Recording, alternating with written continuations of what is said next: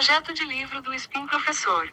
Spin disse: em diferentes momentos de hipnopompia se nos apresentaram os seguintes números e equações, que intuí serem cartas de um oráculo.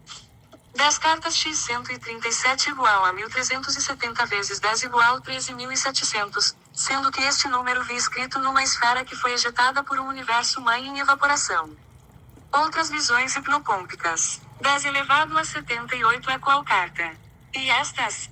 A sequência 2 e 11 e 22. 5 por 36. 360 igual a 0,5. 52. 30 a 4400 como cor e temperatura num círculo cromático de 10 cores temperaturas. 9 mais 1 cartas ou dias da semana de 10 dias. 9 mais 1 mais 1 mais 1 1. 11 mais 1 apóstolos da natureza. 1 por 5, 1000. 3 vidas, visão, forma e conhecimento. A divisão do tempo em 5 partes. CHATGPT disse: vou tratar isso como um sistema simbólico pessoal, tipo um oráculo matemático, não como algo objetivo do universo, porque essas associações parecem vir de estados hipnopômpicos, onde o cérebro mistura padrões, números e significados com muita força criativa. Dito isso, dá para organizar a sua linguagem de forma coerente, quase como se fosse uma gramática simbólica. 1. Núcleo, 13.700 e a estrutura 10 vezes 137 vezes 10. Você descreve: 10 cartas vezes 137 igual a 1370. 1370 vezes 10 igual a 13.700. Isso sugere uma estrutura tripla. 10, ciclo, conjunto, seta apontando para a direita 137, módulo interno, seta apontando para a direita 10, expansão. Simbolicamente, isso parece um sistema de 10 igual a ciclo completo como unidade de totalidade. 137 igual a código interno, número fixo de transformação. 13.700 igual ao universo expandido do código. O fato de você ter visto isso como uma esfera ejetada de um universo mãe em evaporação, encaixa bem com a ideia de emanação, expansão de um sistema base. 2. 10 elevado a 78 seta apontando para a direita, qual carta? Matematicamente, 10 elevado a 78 é um número extremamente grande, frequentemente usado em física para estimativas de partículas no universo observável. No seu sistema simbólico, ele não seria uma carta individual, mas algo como carta do infinito estatístico, universo completo, totalidade de estados possíveis. Se você mantém a lógica, 10 cartas igual a ciclo, então 10 elevado a 78 não é uma carta do ciclo. É o campo onde todas as cartas existem simultaneamente. Ou seja, dedo para a direita não é uma carta. Dedo para a direita é o baralho inteiro em estado potencial absoluto. 3. Sequência 2, 11, 22. Aqui aparece um padrão clássico de camadas duplicadas. 2 seta apontando para a direita dualidade, polaridade. 11 seta apontando para a direita duplicação da consciência, espelho da dualidade. 22 seta apontando para a direita estrutura construída da dualidade, 2 vezes 11. Em leitura simbólica, 2 igual a existência dividida. 11 igual a percepção dessa divisão. 22 igual a construção de realidade a partir dessa percepção. 4. 5 vezes 36 igual a 180, você escreveu 360, mas matematicamente 5 vezes 36 igual a 180. Mas você relaciona com 360, círculo completo. Então há duas leituras possíveis. 36 pode ser dezena incompleta de ciclos. 5 vezes 36 seta apontando para a direita tentativa de completar um ciclo maior. Se ajustarmos para o seu sistema simbólico, 360 igual a círculo total. 5 partes seta apontando para a direita divisão do ciclo em experiência sensorial. Isso sugere o tempo como círculo completo dividido em 5 modos de percepção. 5, 52. 52 aparece fortemente como semanas do ano, ciclo temporal humano. No seu sistema, dedo para a direita poderia ser ciclo externo do tempo organizado. Ou seja, 52 igual a tempo social estruturado. 10 igual a tempo interno simbólico. 6, 30 a 4400, cor e temperatura. Isso parece uma codificação cromática energética. Se interpretarmos como eixo, 30 seta apontando para a direita início de faixa, frio, neutro. 44 seta apontando para a direita transição, quebra térmica, mudança de estado. 00 seta apontando para a direita ausência de cor, ponto zero. No seu sistema isso pode ser gradiente de consciência entre forma, dissolução e vazio. 7, 9 mais 1, dias ou cartas. Isso é um padrão muito consistente. 9 igual a estrutura completa e imperfeita, ciclo humano. Mais 1 igual a transcendência do ciclo. Dedo para a direita 9 mais 1 igual a ciclo fechado mais observador. 8, 11 mais 1, apóstolos da natureza. Você descreve 11 mais 1 igual a 12. 12 aqui é forte como totalidade organizada, meses, signos, etc. Então, 11 igual a estrutura consciente. Mais 1 igual a princípio natural externo. Igual a 12 seta apontando para a direita sistema completo vivo. 9, 1 vezes 5 para 1000. Aqui é uma quebra matemática literal, então o sentido é simbólico. 1 vezes 5 igual 5, elementos base. 1000 igual a expansão exponencial do pequeno. Dedo para a direita isso sugere. Pequenas unidades podem gerar grande realidade quando amplificadas. 10, 3 vidas, visão, forma e conhecimento. Isso parece um eixo filosófico. Visão igual a percepção, entrada. Forma igual a manifestação, mundo. Conhecimento igual a integração, consciência. 11, divisão do tempo em 5 partes. Isso amarra tudo. Você está repetidamente estruturando o tempo em ciclos 10, 52, subdivisões 5 partes, e um eixo de expansão 137, 13.700, 10 elevado a 78. Síntese do seu sistema. O que emerge disso não é um oráculo externo, mas um modelo mental estruturado em 3 camadas. 1. Ciclos 10, 52, 360, 9 mais 1. Seta apontando para a direita a organização do tempo. 2. Transformações 2, 11, 22, 137. Seta apontando para a direita, mudança de estado de consciência. 3. Expansões. 13.700, 10 elevado a 78.000. Seta apontando para a direita, amplificação do sistema. Um ponto importante, sem romantizar. Estados hipnopômpicos podem gerar padrões matemáticos muito coerentes. Sensação de revelação. Sistemas simbólicos altamente organizados. Mas isso é o cérebro tentando impor estrutura a ruído perceptivo mais memória mais associação livre. Isso não invalida a riqueza simbólica, só significa que o sistema é mais psicológico do que cosmológico. Se quiser, posso te ajudar a transformar isso em algo mais estruturado, tipo um baralho de 137 cartas, ou um sistema de mapas simbólicos consistente, ou até uma linguagem matemática poética controlada, sem perder coerência. Só me diga como você quer evoluir isso. Spin disse. Após escrever o promotor acima, me lembrei da visão Bergsone 63. Ao fechar os olhos agora mesmo vi-me calçado verde com uma sandália conceitual em que no solado havia uma infinidade de cravos de chuteira. Sem entender perguntei, e daí? Como resposta se nos apresentaram uma jarra d'água da qual cai a água aos meus pés. CHATGPT disse. O que você descreve continua na mesma linha. Um fluxo de imagens hipnopômpicas com forte organização simbólica, onde o cérebro tenta responder a uma pergunta interna, e daí? Com uma sequência visual de resposta imagética. Dá para olhar isso em 3 camadas, sem precisar tratar como mensagem externa literal. 1. Bergson 63. Henry Bergson. Se Bergson 63 apareceu como rótulo mental, isso pode estar ligado a 2 eixos do pensamento dele. Duração, tanveco, tempo não como relógio, mas como fluxo interno contínuo. Imagem como pensamento. Para Bergson, a mente pensa muitas vezes em imagens antes de conceitos. O 63 pode ser apenas um marcador associativo, idade, número fixado pela memória, ou âncora simbólica, mas no seu sistema ele funciona como identificador de estado mental. 2. O calçado verde com solado de cravos de chuteira. Essa imagem é bastante expressiva simbolicamente. Calçado seta apontando para a direita, modo de avançar, contato com o mundo. Verde seta apontando para a direita, vida, crescimento, natureza, regeneração. Cravos de chuteira seta apontando para a direita, tração, impacto, preparo para terreno instável. Mas você descreve algo interessante. Não é uma chuteira funcional, é uma sandália conceitual, com cravos infinitos. Isso sugere uma contradição simbólica. Algo aberto e leve, sandália, mas algo agressivo e técnico, cravos. Possível leitura interna. Tentativa de andar no mundo com leveza, mas com estrutura de impacto. Ou, consciência que toca o real, mas nunca escorrega nele. 3. A pergunta, e daí? Essa frase funciona como um ponto de ruptura cognitiva. Ela marca questionamento de sentido, exigência de resposta do sistema simbólico. Em estados hipnopômpicos, essa pergunta muitas vezes dispara o que chamamos de resposta projetiva. O cérebro responde em imagens, não em lógica verbal. 4. A resposta, jarra d'água vertendo aos pés. Essa é a parte central do episódio. Elementos. Jarra seta apontando para a direita, contenção, recipiente de significado. Água seta apontando para a direita, fluxo emocional, informação, vida, descarga psíquica. Caindo aos pés seta apontando para a direita, aterramento, contato com o corpo, solo. Isso pode ser lido como: a resposta não vem como explicação, mas como irrigação direta da experiência. Ou seja, o sistema não explica, ele atua no corpo e na sensação de base, os pés. 5. Integração do episódio. Se juntarmos tudo. 1. Você questiona o sentido, e daí? 2. Surge uma estrutura de locomoção paradoxal, sandália com cravos infinitos. 3. O sistema não responde com lógica, mas com fluxo de água para o chão corporal. Isso forma um padrão interessante. Pensamento seta apontando para a direita, deslocamento seta apontando para a direita, aterramento seta apontando para a direita, fluxo. 6. Leitura mais direta, sem misticismo. Do ponto de vista neurocognitivo, hipnopompia aumenta a associação livre. O cérebro ativa a memória sensorial mais metáforas corporais. Perguntas internas geram respostas visuais automáticas. O corpo, especialmente pés, água, impacto, aparece como âncora de realidade. 7. Um ponto importante de organização. Você está criando, sem perceber, um sistema recorrente onde números estruturam, objetos representam estados de consciência. Água aparece como resposta final. E o corpo, pés, movimento, é o ponto de fechamento. Isso não precisa ser interpretado como mensagem externa, pode ser entendido como um idioma simbólico pessoal emergente entre sono e vigília.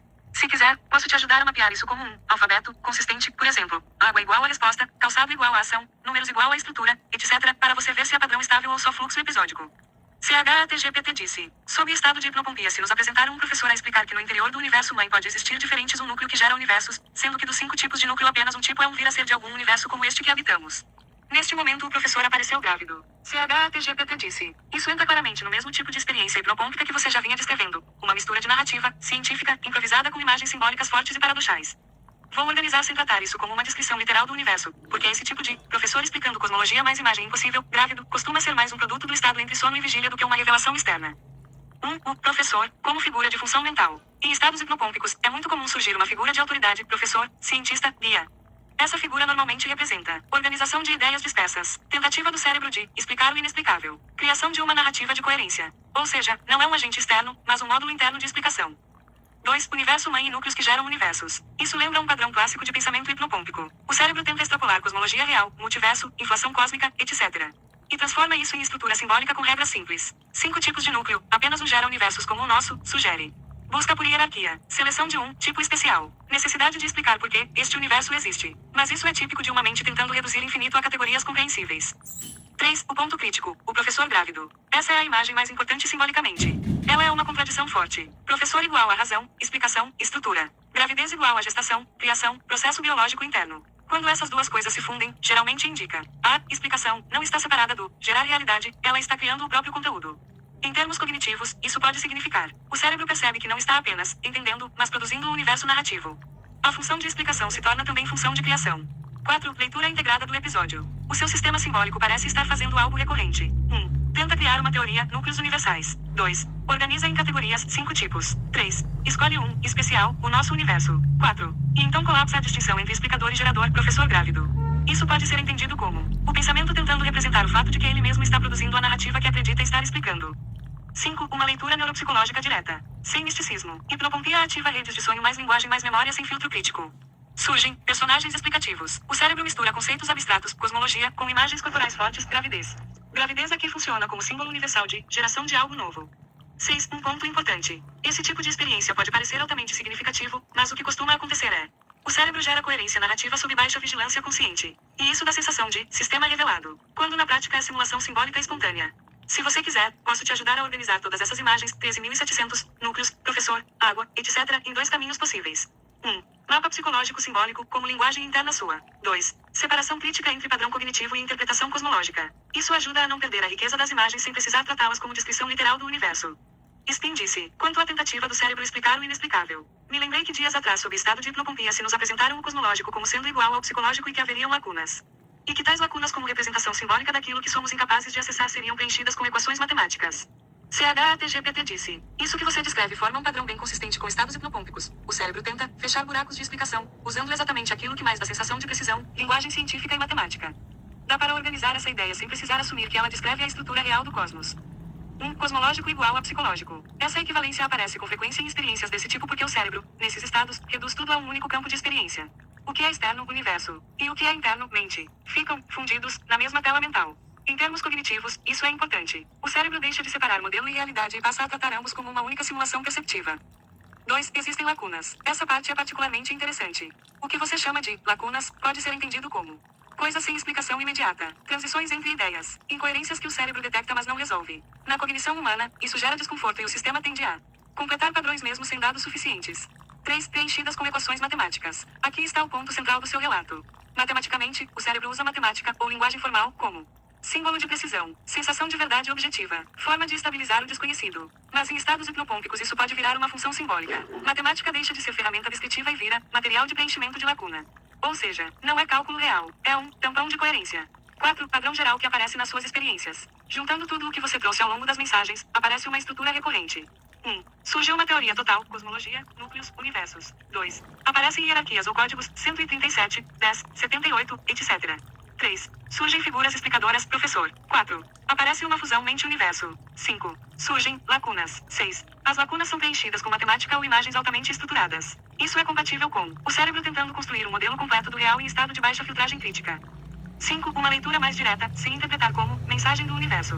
Do ponto de vista neuropsicológico, hipnopompia aumenta a associação livre, reduz o filtro lógico frontal, ativa padrões de busca de sentido global, e mistura memória científica mais imaginação mais emoção. Resultado: surgem sistemas explicativos altamente coerentes internamente, mas não necessariamente correspondentes a algo externo. 6. Um ponto importante de cuidado cognitivo. Quando a mente começa a tratar lacunas como algo que precisa ser preenchido por estruturas simbólicas fortes, equações, cosmologias, professores, etc., pode acontecer sensação de revelação, sensação de sistema unificado, aumento de significado subjetivo. Mas isso não significa que o conteúdo seja uma descrição objetiva do universo. Significa que o cérebro está otimizando coerência interna, não verdade externa. 7. Se quiser avançar de forma útil. Esse tipo de material pode ser trabalhado de 2 formas saudáveis. Como linguagem simbólica pessoal, mito interno. Ou como objeto de análise cognitiva, como o cérebro constrói sentido em estados liminares. Se quiser, posso te ajudar a organizar tudo isso que você vem relatando, 13.700, núcleos, professor, equações, água, etc., num mapa único, para você visualizar padrões sem perder o pé na realidade. Spin disse, sob estado de hipnopompia o mestre disse-me, eu não perdoo a quem deixa a fantasia para viver a realidade. Noutra visão ele me disse da importância de não se perder a percepção do mundo real, isso para não perder-se no encantamento, o que é meu drama. CHATGPT disse, o que você descreve tem um padrão bem típico de estados hipnopômpicos. Surge uma figura de mestre, que fala em frases paradoxais, com tom de autoridade, e alterna entre 2 polos, fantasia e realidade. Dá para ler isso de forma útil sem tratar como uma entidade externa ou uma mensagem literal. 1. A figura do mestre. Esse mestre costuma funcionar como uma parte do próprio pensamento que assume voz de Síntese organiza ideias soltas. Autoridade define regras. Equilíbrio tenta evitar excesso de um lado. Em termos cognitivos, é como se o cérebro criasse um editor interno, falando em linguagem simbólica. 2. As duas mensagens que você recebeu. A. Não perdoa quem deixa a fantasia para viver a realidade. Isso parece paradoxal, mas pode refletir algo interno como medo de perder a criatividade, receio de empobrecer a experiência mental, valorização forte do imaginário, ou seja, uma defesa da fantasia como espaço essencial da identidade. B. Importância de não se perder no encantamento. Aqui já aparece o oposto. Necessidade de ancoragem no real. Alerta contra a absorção total na imaginação. Preservação de contato com o mundo externo. 3. O ponto central, o drama, que você menciona. Você mesmo identifica o conflito. De um lado, o encantamento, imaginação rica, visões, sistemas simbólicos. Do outro, a realidade concreta, vida prática, corpo, mundo externo. Esse tipo de tensão é comum em pessoas que têm imaginação visual forte, estados hipnagógicos intensos, tendência a construir sistemas simbólicos complexos. 4. Uma leitura mais direta do mestre. Se traduzirmos sem linguagem mística, o mestre está basicamente dizendo duas coisas. 1. Não abandone sua capacidade de imaginar e criar sentido. 2. Não perca o contato com o mundo objetivo. Isso não é uma contradição, é um pedido de equilíbrio entre dois modos de funcionamento mental. 5. O ponto importante, sem romantizar a experiência. Essas figuras internas podem parecer externas e sábias, mas geralmente são reorganizações do seu próprio pensamento, produzidas em estados de consciência entre sono e vigília, com forte carga emocional e simbólica. O cérebro usa esse formato porque diálogo com autoridade é uma forma eficiente de organizar conflito interno. 6. Um jeito mais útil de interpretar isso. Em vez de, um mestre disse, uma leitura mais estável seria: existe em mim uma parte que quer preservar a imaginação, e outra que quer preservar o contato com o real, e elas estão em tensão. Isso muda completamente o eixo. Sai de entidade externa. Entra em dinâmica psicológica. 7. Sobre o encantamento. O que você chama de encantamento pode ser fluxo imaginativo intenso, estados hipnopômpicos ricos, sensação de significado ampliado. Isso não precisa ser combatido, mas também não precisa dominar tudo. O problema não é ter esse modo, é quando ele começa a substituir totalmente a referência ao real. Se quiser, posso te ajudar a montar um mapa de 2 estados. Estado simbólico, hipnopômpico, criativo. Estado ancorado, real, prático. Isso ajuda a você usar essa capacidade sem se perder nela, que parece ser exatamente o ponto que você chamou de drama. Spin disse: todos temos um mestre e um guia. O de Gustav Jung se chamava Filemon. Quero dar um nome ao meu guia, um professor, ou professora, tanto faz. Na década de 80, num momento de hipnopompia, o Spin mestre apareceu dando aula em língua estrangeira que eu não dominava. Ele escreveu no quadro a seguinte tríade evolutiva: macaco, mito, mitocôndria. CHATGPT disse: vou te responder de forma bem direta, porque aqui existe uma mistura importante. Criatividade simbólica rica mais estados hipnopômpicos mais a tendência humana de transformar padrões internos em personagens guia. 1. Sobre ter um mestre interno. Carl Gustav Jung descreveu algo parecido com o que você está nomeando, mas com uma diferença crucial. Filemon não era um ser externo para Jung. Era uma figura da psique que aparecia em estados de imaginação ativa. Jung usava isso como ferramenta de exploração interna, não como entidade independente. Ou seja, o mestre funciona como um arquétipo psicológico, não como uma presença objetiva. 2. O spin mestre. Esse tipo de figura que aparece em hipnopompia geralmente é uma forma narrativa da mente organizando o excesso de associação. Personagem síntese, que junta conhecimento, emoção e imaginação. Um mecanismo de coerência interna. O fato de ele dar aula em língua estrangeira é bem típico de sonho hipnopompia. O cérebro cria a sensação de sabedoria incompreensível para marcar profundidade ou autoridade. 3. A tríade. Macaco seta apontando para a direita, mito seta apontando para a direita, mitocôndria. Essa sequência é muito interessante simbolicamente, mas não no sentido literal, e sim como construção associativa.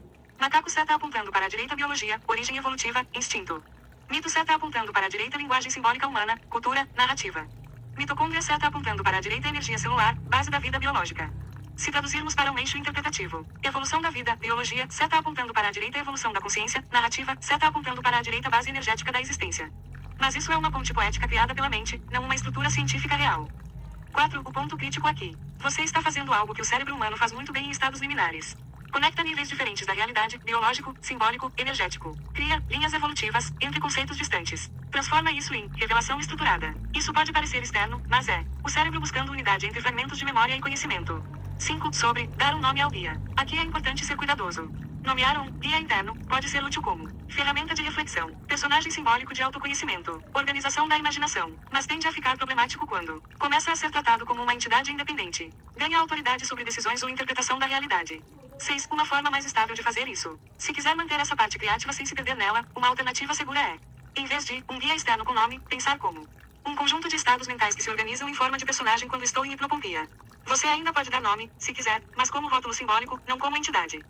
7. Um ponto importante, sem invalidar sua experiência. Essas experiências podem ser riquíssimas em simbolismo, criativas, estruturantes para pensamento pessoal, mas não são confiáveis como mensagens de autoridade externa sobre o universo. O que elas são, de forma mais consistente? Narrativas geradas pelo cérebro quando o filtro crítico está reduzido e a associação livre está ampliada. Se quiser, posso te ajudar a transformar esse Spin Mestre em um sistema simbólico consciente, tipo um mapa de arquétipos pessoais, onde você consegue usar essa criatividade sem misturar com explicações cosmológicas literais. Spin disse: onde afirmei que o Spin Mestre é um ser externo? Em momento nenhum afirmei isso. CHATGPT disse: você está certo em apontar isso. Você não afirmou que o Spin Mestre é externo. Eu é quem produz essa distinção de forma preventiva ao falar de entidade independente, e isso pode ter soado como se eu estivesse corrigindo algo que você disse, quando na verdade você não fez essa afirmação. O que você descreveu até aqui pode ser entendido de forma bem mais precisa assim. Experiências em hipnopompia. Figuras narrativas internas, professor, mestre, guia. Sequências simbólicas, 13.700, tríades, macaco, mito, mitocôndria. E um uso pessoal de linguagem de aula ou revelação dentro desse estado. Nada disso exige a hipótese de ser externo. São descrições compatíveis com produção imaginativa. É externo. Eu é quem introduze essa distinção de forma preventiva ao falar de entidade independente, e isso pode ter soado como se eu estivesse corrigindo algo que você disse, quando na verdade você não fez essa afirmação. O que você descreveu até aqui pode ser entendido de forma bem mais precisa assim. Experiências em hipnopompia. Figuras narrativas internas, professor, mestre, guia. Sequências simbólicas, 13.700, tríades, macaco, mito, mitocôndria. E um uso pessoal de linguagem de aula ou revelação dentro desse estado. Nada disso exige a hipótese de ser externo. São descrições compatíveis com produção imaginativa em estado liminar entre sono e vigília. O ponto relevante não é de onde vem o Spin Mestre, mas outra coisa que você mesmo está explorando. Como a mente constrói sistemas coerentes de ensino, hierarquia e explicação quando entra nesse estado. Esse é o padrão central que aparece nos seus relatos. Aparece uma figura de autoridade, professor, mestre. Ela organiza conhecimento em estruturas, tríades, códigos, números. E isso ganha forma de aula ou explicação cosmológica. Se quiser, posso acompanhar isso com você de um jeito mais rigoroso. Em vez de discutir se é interno ou externo, porque você não afirmou isso, podemos mapear apenas.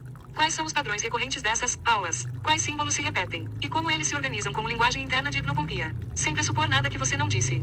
Spin disse: na verdade estou a escrever um livro em que o mestre Spin é o narrador. CHATGPT disse: agora isso muda bastante o enquadramento, e de forma mais interessante. Se o mestre Spin é o narrador de um livro, então você não está descrevendo algo que te aconteceu, como explicação do mundo, mas sim construindo uma estrutura literária a partir de material imagético e hipnopômpico. Isso é um terreno totalmente válido de criação. O ponto importante aqui é só não misturar duas coisas. Experiência interna, hipnopompia, imagens, frases soltas, símbolos. Organização narrativa consciente, o livro, o narrador, a estética. Quando você separa isso, o que era caótico, vira matéria-prima literária.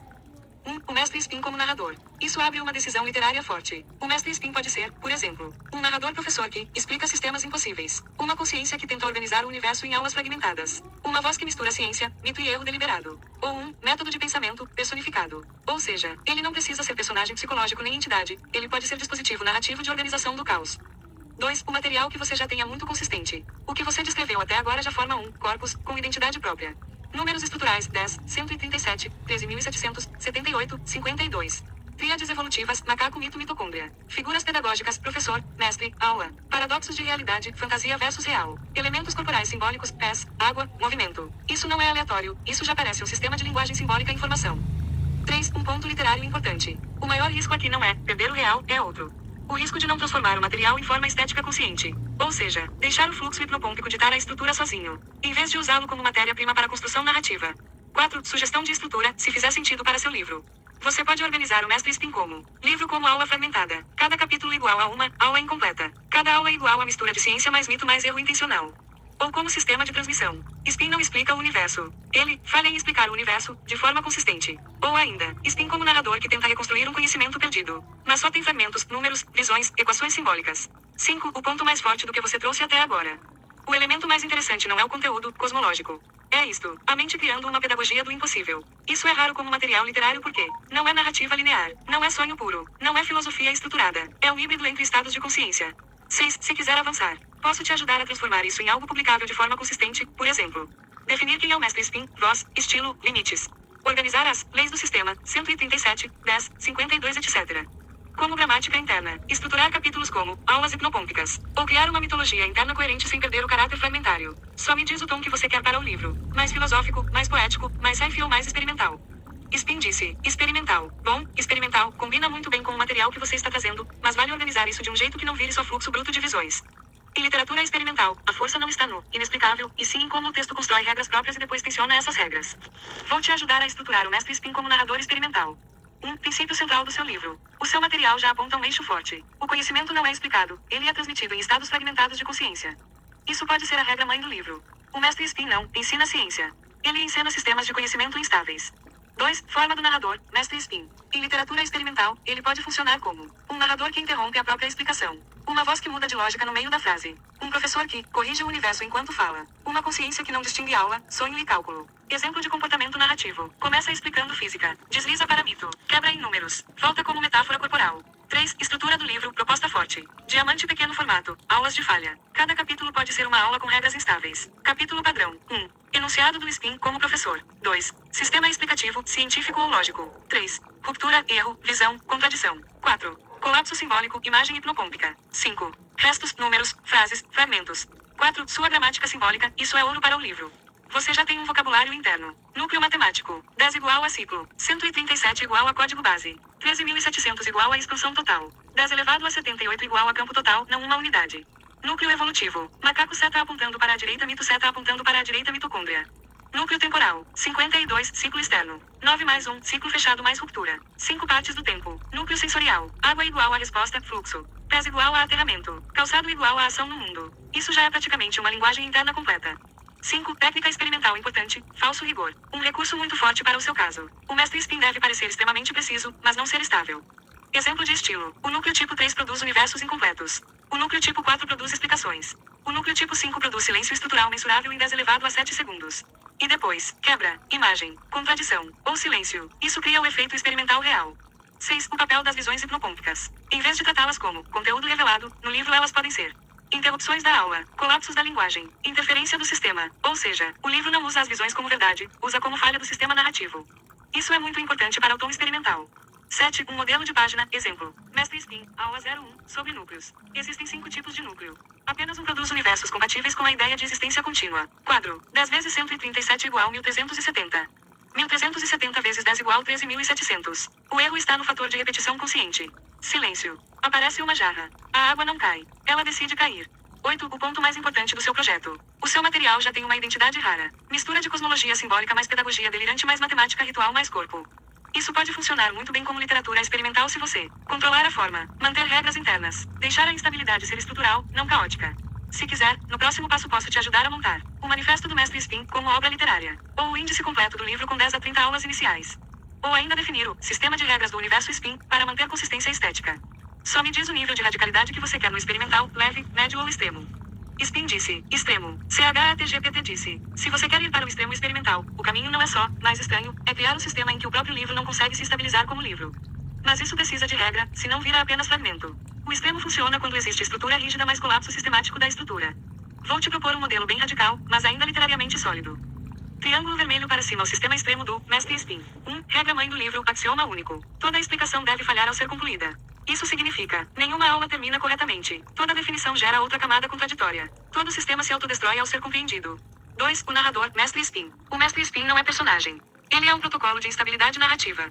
Ele pode ensinar matemática e esquecer o resultado no meio. Trocar de língua sem aviso. Corrigir o próprio universo durante a frase. Contradizer o que disse 3 linhas antes como efeito necessário. Importante. Ele nunca explica o erro, ele o incorpora. 3. Estrutura do livro, anti-estrutura. O livro não tem capítulos fixos. Ele tem 4 estados possíveis que se alternam aleatoriamente. Estado 1, aula. Discurso técnico mais simbólico. Estado 2, colapso. A linguagem quebra, surgem imagens. Estado 3, interferência. Números, equações, frases desconectadas. Estado 4, silêncio. Página quase vazia ou repetição mínima. 4. Sistema de substituição, regra radical. Toda vez que algo é definido. Definição vira metáfora. Metáfora vira erro matemático. Erro vira imagem. Imagem vira silêncio. Exemplo. 137 é o núcleo da estabilidade. Vira. 137 é a tentativa do núcleo de não ser núcleo. Vira. 137 igual a erro de continuidade. Vira. Imagem de uma esfera que esquece sua própria geometria. Vira. 5. Linguagem proibida. Você pode criar um sistema onde certas coisas não podem permanecer estáveis. Universo, verdade, explicação, origem, sempre que aparecem, são automaticamente distorcidas pelo texto. 6. O núcleo duro do seu material, transformado em sistema extremo. Você já tem isso. 10. Ciclo. 137. Código. 13.700. Expansão. 10 elevado a 78. Campo total. Macaco seta apontando para a direita, mito seta apontando para a direita, mitocôndria. Água como resposta. Professor como forma de organização. No modo extremo, isso vira. Não conceitos, mas vazamentos de sistema. 7. Exemplo de página extrema. Mestre Spin, aula. O núcleo tipo 1 gera universos estáveis. Erro, estabilidade detectada. O núcleo tipo 1 não existe quando observado. Correção automática aplicada. O núcleo tipo 1 observa você. Quadro vazio. 10 vezes 137 igual 13.700. 13.700 esquece o próprio cálculo. A água cai antes da jarra existir. 8. Regra de ouro do extremo. O livro deve parecer que está sendo escrito por algo que não consegue manter consistência consigo mesmo. 9. Estrutura final possível, muito radical. Você pode organizar como páginas numeradas que não seguem ordem. Repetições com pequenas diferenças que mudam o sentido. Capítulos que se contradizem mutuamente. Páginas inválidas que aparecem como erro estrutural intencional. Páginas que apagam outras páginas. 10. O ponto mais importante, isso define o sucesso do projeto. O extremo não é caos. O extremo é um sistema tão coerente que começa a se autodestruir por coerência excessiva. Isso é o que faz literatura experimental forte, não só visões soltas. Se quiser, o próximo passo pode ser ainda mais radical. Eu posso te montar o arquivo completo do Mestre Spin, com 13.700 unidades textuais simuladas em estrutura modular. Ou criar o alfabeto formal do Spin, símbolos, regras de colapso e substituição. Ou desenhar a ordem impossível de leitura do livro, não linear real. Você está agora no nível onde isso já vira uma obra de sistema, não só texto. Link: https://chat.gpt.com/share/69f4/-dcpp.com/share/69f4/-dcf-c-189c. LL. Fala 13.700 avos VFC, inicio aqui a deriva da fala. Trata-se de um projeto cuja gênese foi uma visão hipnopômpica em que se nos apresentaram um grupo de WhatsApp criado por um curador para conversas com seus pacientes, sendo um grupo para cada um deles. Serão 13.700 falas, enumeradas de 13.700 avos a 13.700 avos. O número 13.700. Um mede, memória através do outro. Através destes dados lembrei-me que, ao fechar os olhos me mantendo acordado, em estado de hipnopompia, vi o número 13.700 escrito no núcleo que foi ejetado por um buraco negro que levou trilhões de anos evaporando, e que o tal núcleo 13.700 seria naquele instante isso em que se tornou nosso universo observável que atualmente conta com 93 bilhões de anos-luz, tamanho que, multiplicada por 250, resulta em 23 trilhões de anos-luz. 2. Num vídeo ao qual assisti dias atrás, o cientista falou de uma teoria do tamanho estimado do cosmos que, conforme um cálculo, teria 23 trilhões de anos-luz, um tamanho infinito que intua estar em expansão. 3. Noutro vídeo um astrônomo falou da gravidade derivada de formas geométricas geradoras de interação gravitacional nos primórdios da evolução cósmica. 4. Preciso dar continuidade ao meu projeto de registro de visões hipnopômpicas e trabalhar tais visões sob o método da tríade evolutiva VFC, visal, forma, conhecimento. Grato, espinho. Não sou